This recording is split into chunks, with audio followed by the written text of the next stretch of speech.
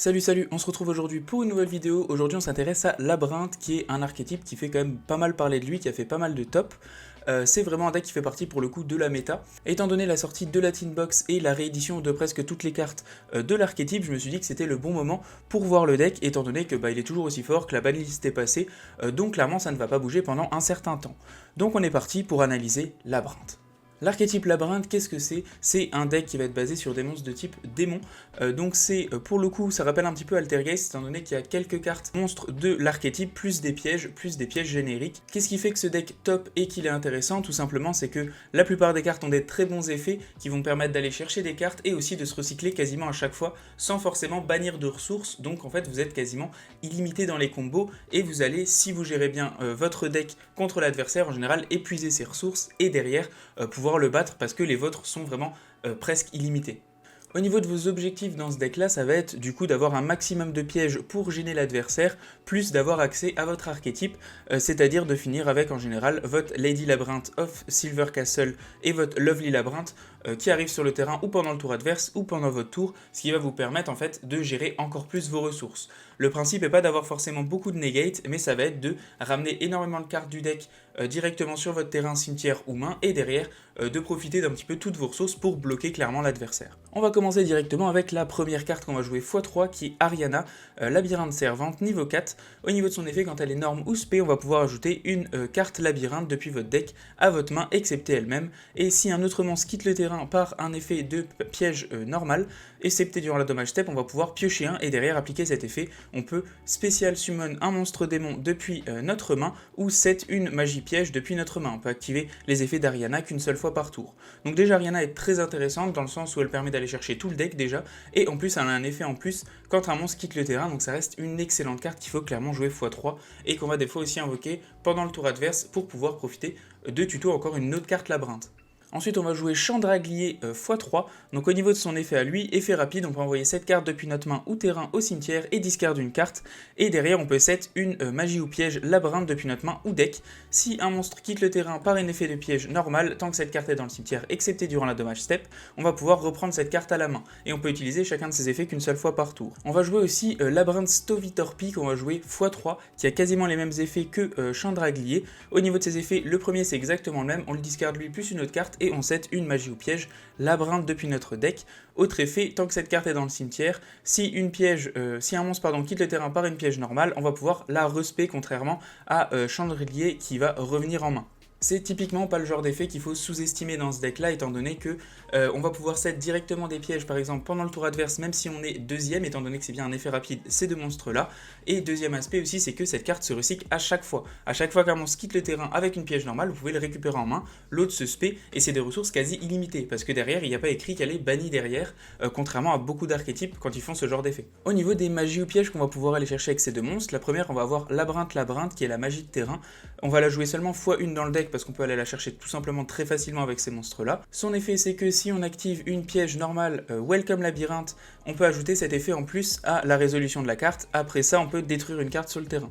Si on active une piège normale non labyrinthe excepté durant la dommage step, on peut spé un monstre démon depuis notre main ou cimetière et on peut utiliser chacun de ces effets qu'une seule fois par tour. Cette carte là est super intéressante aussi niveau ressources pour retirer celle de l'adversaire, parce qu'à chaque fois que vous allez avoir une piège normale qui s'active, vous allez potentiellement pouvoir invoquer une Ariana ou de votre cimetière ou du terrain, et derrière tuto avec Ariana même pendant le tour adverse, et en plus vous allez pouvoir à chaque fois détruire des cartes de l'adversaire, donc ça fait vraiment retirer des ressources à l'adversaire et récupérer des sources pour vous, donc ce terrain est vraiment super intéressant, mais x1 ça suffit. Ensuite on peut possiblement aussi aller chercher Welcome Labyrinthe, qui est une carte piège de l'archétype normal, qu'on va jouer potentiellement x2 ou x3 selon les decklists. Au niveau de son effet, on invoque spé un monstre labyrinthe depuis notre deck, et jusqu'à la fin de ce tour là, après que cette carte soit résolue, on peut plus invoquer ce monstre spé depuis le deck ou l'extra deck, excepté des monstres démons. Donc on est bien restrict démons, il faut faire bien attention à ça, surtout si on le fait pendant notre tour à nous. Ensuite, si un monstre quitte le terrain par une piège normale, tant que cette carte est dans le cimetière, on va pouvoir reset cette carte sur le terrain et on peut activer chacun des effets de Welcome Labyrinthe qu'une seule fois par tour. Pareil, cette carte, vous allez pouvoir potentiellement invoquer un monstre depuis votre deck, à chaque fois elle part au cimetière et à chaque fois elle revient, elle va pas se faire bannir, donc encore une fois des ressources illimitées. La troisième option à aller chercher, c'est Big Welcome Labyrinthe, qui est clairement la meilleure piège de l'archétype. Au niveau de ses effets, c'est quasiment les mêmes que Welcome Labyrinthe, en un petit peu plus fort. Au niveau de son effet, c'est qu'on va pouvoir invoquer un monstre labyrinthe depuis, pour le coup, le deck, la main ou le cimetière, contrairement à seulement le deck pour normal labyrinthe. Et derrière, on peut renvoyer un monstre qu'on contrôle à la main. Pourquoi cet effet est super intéressant de renvoyer un monstre à la main? Tout simplement parce que ça va faire proc les effets qu'on a vus juste avant de quasiment tous nos monstres, qui disent que si une piège normale fait bouger un monstre sur le terrain, on va pouvoir activer leurs effets. Donc ça va nous permettre possiblement de recycler nos monstres qu'on a envoyés au cimetière et activer l'effet par exemple de labyrinthe servante. Deuxième effet de cette carte qui est tout aussi intéressant, c'est qu'on va pouvoir bannir cette carte depuis le cimetière, target un monstre démon qu'on contrôle, ou alors si on contrôle un monstre démon de level 8 ou plus, target une carte que l'adversaire contrôle à la place, et derrière on va pouvoir renvoyer cette carte à la main. On peut utiliser chacun de ces effets de Big Welcome qu'une seule fois par tour. Qu'est-ce qu'il y a d'intéressant, c'est que potentiellement on peut faire ou alors renvoyer un monstre démon qu'on contrôle à la main pour faire proc nos effets qui ont besoin qu'un monstre bouge depuis le terrain grâce à une piège normale, donc ça fait bien proc nos effets et potentiellement recycler nos ressources. Et deuxième effet, si on a déjà toutes nos ressources et qu'on n'a pas forcément besoin de renvoyer un truc à la main, ça peut potentiellement servir pour renvoyer une carte de l'adversaire à la main, ce qui est très intéressant, surtout en tant qu'effet du cimetière, ça peut vous sortir de clairement beaucoup de situations. On arrive maintenant à Labyrinthe Cooklock, qui va être joué x1, x2 ou x3 selon les decklists. Au niveau de son effet rapide, on peut l'envoyer depuis notre main au cimetière, et derrière on va pouvoir activer une piège normale directement, même si elle a été 7 ce tour-ci. Seulement si on contrôle pardon, un monstre labyrinthe. Si une carte est envoyée depuis la main au cimetière pour activer une piège normale ou l'effet d'un monstre labyrinthe, tant que cette carte est dans le cimetière, on va pouvoir ajouter cette carte à notre main ou alors l'invoquer spécialement. Cooklock elle est super intéressante quand on est deuxième, étant donné que si vous avez juste Stovitorbi ou Chandraglier plus Cooklock, vous allez pouvoir set une piège et l'activer directement grâce à l'effet de Cooklock. Donc ça fait que vos combos commencent même pendant le tour adverse. On arrive maintenant au monstre level 8, donc on va voir Lady Labyrinth of the Silver Castle, qu'on va jouer x2. Au niveau de ce monstre là, si on a une carte qui est 7, notre adversaire ne peut pas target cette carte avec des effets de carte et aussi elle n'est pas destructible par effet de carte. Ensuite on peut activer ces effets qu'une seule fois par tour. Si une carte labyrinthe ou une piège normale a été activée ce tour, excepté elle-même, on va pouvoir en effet rapide l'invoquer spé depuis notre main en position de défense. Quand une piège est activée, effet rapide, on peut set directement une piège normale de nom différent directement depuis notre deck. Ce monstre là est très intéressant, par exemple si vous allez juste avoir Ariana, vous activez l'effet d'Ariana, vous allez chercher Vogue Big Welcome. Big Welcome, vous allez invoquer votre Lady Labyrinth, ensuite vous la reprenez en main avec Big Welcome qui va faire proc potentiellement d'autres effets, et ensuite les Lady Labyrinth, vu que vous avez bien activé une piège, vous allez directement pouvoir la respé. Donc c'est un monstre qui est très intéressant dans le deck, qui va vous permettre d'à chaque fois set des pièges, et en plus elle a pas mal d'attaques. Ensuite on va avoir Lovely Labyrinth of the Silver Castle qui va être joué x1, donc notre adversaire ne peut pas activer d'effet de monstre en réponse à nos activations de pièges normales. Donc c'est très fort et ça permet clairement de bloquer beaucoup de choses. Ensuite autre effet, on peut utiliser chacun de ces effets qu'une seule fois par tour, on peut target une piège normale dans notre cimetière et la set directement sur notre terrain, mais elle ne peut pas être activée tant qu'on ne contrôle pas un monstre démon. Donc déjà on la recette, en plus elle n'est pas bannie derrière, donc clairement cette carte là va vous permettre à chaque fois d'avoir des ressources quasi illimitées en piège, à chaque fois d'aller chercher celle qui vous intéresse le plus, la set, et l'activer à chaque fois au tour adverse.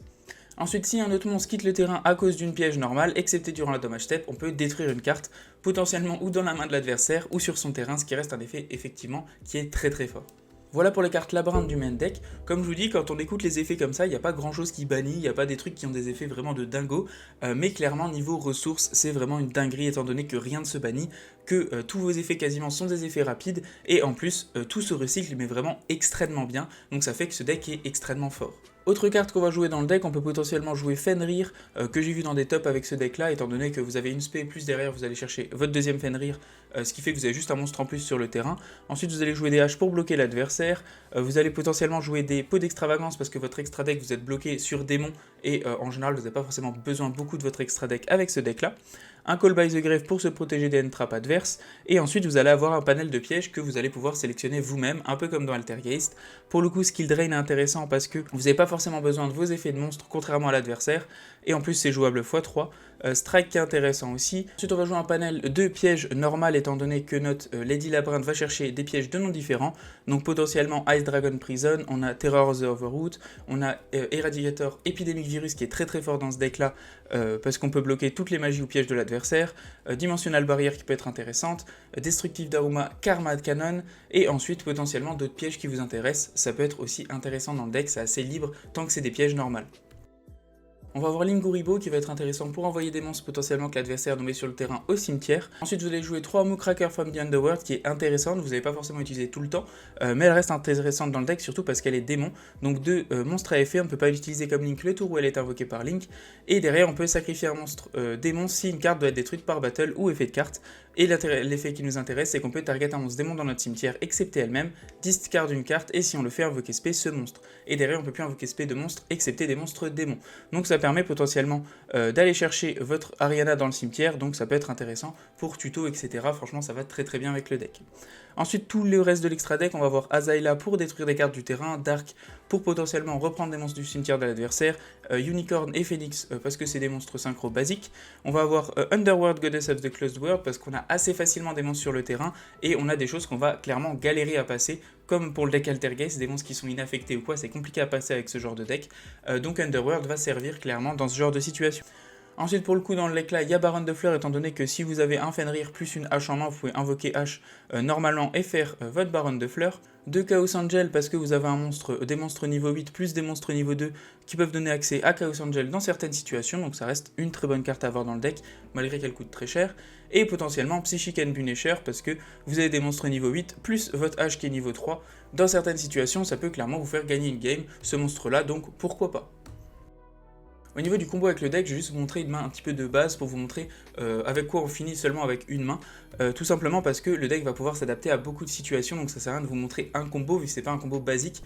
Tout va vraiment dépendre de ce que l'adversaire va faire dans son tour, et derrière vous allez activer plein de cartes qui vont faire que vous allez aller chercher ce qui vous intéresse. Donc là par exemple on a notre Ariana, donc on va pouvoir l'invoquer normalement, et on a déjà Big Welcome, donc on va potentiellement aller chercher Vitorbi pour ensuite envoyer les deux au cimetière et avoir les effets qui proc potentiellement pendant le tour adverse. Donc je vais envoyer ces deux cartes là au cimetière et je vais mettre ma Welcome Labyrinthe directement depuis mon deck. Ensuite, je vais pouvoir mettre ma Big Welcome aussi sur le terrain, je vais pouvoir set mon Destructive Gamma et je vais pouvoir set Solemn Strike. Donc rien que là, vous avez vraiment beaucoup d'interruptions, là vous n'avez pas forcément énormément de cartes sur le terrain. Là, ce que je vais faire, c'est que je vais faire déjà ma Welcome Labyrinthe. Tout dépend du timing, là je l'active parce que je suis vraiment face à un bot, mais sinon le timing peut dépendre quand est-ce que vous l'activez. Donc là, ce que je vais faire, c'est que je vais invoquer directement ma Lady juste ici sur le terrain. Donc là il y a bien une piège qui s'est activée, donc je vais pouvoir la respect et je vais pouvoir aussi activer l'effet de Big Welcome. Big Welcome, je vais activer son effet, je vais activer du coup l'effet de Lady Labyrinthe qui va me permettre de set une piège, et là comme je vous disais on va s'adapter selon sur quoi on tombe. Par exemple là on peut faire le virus, on va mettre notre virus sur le terrain, ensuite on a ça qui va se proc, du coup on va invoquer directement notre Lovely sur le terrain comme ceci. On peut remonter quelque chose à la main, on va remonter ça, derrière on va pouvoir avoir l'effet de toutes nos cartes qui vont s'activer clairement. Donc je vais tout activer, je vais activer l'effet de Ariana qui va me permettre de draw 1. Je vais pouvoir activer aussi l'effet de ma, juste ici, de mon monstre sur le terrain, et je vais pouvoir activer l'effet de mes deux monstres qui vont me permettre, un de se respect et l'autre de pouvoir se recycler à ma main. Donc là ce que je vais faire c'est que je vais pouvoir aussi activer derrière l'effet de Lady qui va me permettre de se spé vu qu'il y a bien une carte qui était activée. Derrière je vais pouvoir la spé. Ensuite, il y a bien ça qui est remonté pour que je la recycle, le monstre qui va se spé sur le terrain grâce à son effet. J'ai pioché un. Grâce à l'effet de Ariana, et j'ai aussi l'effet de Lovely qui a fait que j'ai détruit directement une carte de sa main. Ensuite je vais pouvoir activer l'effet de Ariana qui me permet ou de spé ou de do nothing, donc on va faire la spé, on va pouvoir défausser un, donc on va défausser pour le coup ça, et ensuite on va potentiellement pouvoir activer l'effet de Torbi si on a envie, on envoie les deux encore une fois au cimetière qu'on va pouvoir recycler le tour d'après, et derrière on va pouvoir mettre notre terrain directement sur le terrain pour le tour d'après. Donc là en fait vous avez vraiment beaucoup d'interruptions alors que vous avez vraiment quasiment rien dans votre main et qu'il vous reste vraiment beaucoup d'interruptions en plus sur le terrain. Pour conclure au niveau du deck labyrinthe, clairement au niveau des artworks etc c'est pas trop mon style, mais au niveau des ressources, du fait que ce soit jouable et que ça top, clairement c'est un excellent deck. Il y a vraiment très peu de decks qui ont autant de ressources, autant illimitées, et en plus qui ont vraiment beaucoup de gameplay différents selon les pièges, selon les match-up. On peut s'adapter à tout avec des ressources quasi illimitées, donc ça fait que ce deck là je le trouve très intéressant, surtout compétitivement. Donc voilà, j'espère en tout cas que la vidéo vous aura plu, n'hésitez pas si je me suis trompé sur des choses, ou si vous avez des choses à dire ou à rajouter sur la vidéo. Merci d'avoir regardé, bon courage pour jouer contre ce deck parce qu'on a l'impression que c'est nul et on se fait défoncer le cul. Ciao ciao, à plus et abonnez-vous.